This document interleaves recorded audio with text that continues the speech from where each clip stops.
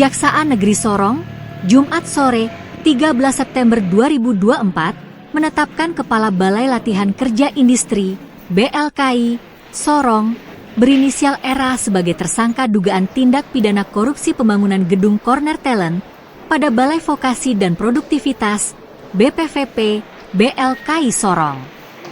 Selain Kepala Balai, penyidik tindak pidana khusus Kejaksaan Negeri Sorong juga menahan BO, Direktur CV BPP dan S, sebagai peminjam bendera CV BPP yang berlokasi di Jayapura, Papua. Kepala Kejaksaan Negeri Sorong, Makrun SHMH menjelaskan dalam kasus korupsi ini, Kepala BLKI Sorong, RA sebagai kuasa pengguna anggaran, intens berkomunikasi dengan tersangka S untuk meminjam bendera CV BPP, guna dipakai sebagai pelaksana proyek pembangunan gedung Talent Corner BLKI Sorong, yang menelan dana APBN tahun anggaran 2022 sebesar lebih dari 4 miliar rupiah. Kuasa pengguna anggaran telah mencairkan dana pembangunan 100% dalam 4 termin, tanpa melakukan pemeriksaan akhir pekerjaan pemeliharaan. Atas nama tersangka RA, kemudian yang kedua atas nama tersangka BO, dan yang ketiga atas nama tersangka dengan inisial S. Ini berdasarkan surat penetapan tersangka masing-masing.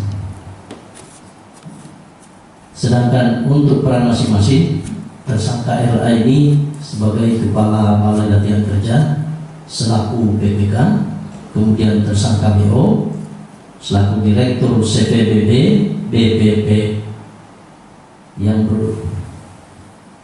tugas sebagai pelaksana pekerjaan yang beralamat di Kota Jayapura. Ini meminjamkan perusahaannya kepada tersangka S. Sedangkan yang ketiga untuk tersangka S ini pihak swasta yang meminjam perusahaan dari tersangka BO, yaitu CV BPP tadi, untuk mengikuti tender dan melaksanakan pekerjaan serta aktif berkomunikasi dengan saudara AK dan tersangka BO untuk mengalihkan seluruh pekerjaan pembangunan Talent Corner BLKI Sorong. Akibat dari pengalihan seluruh pekerjaan tersebut, terjadi kekurangan volume atau mutu pekerjaan di lapangan.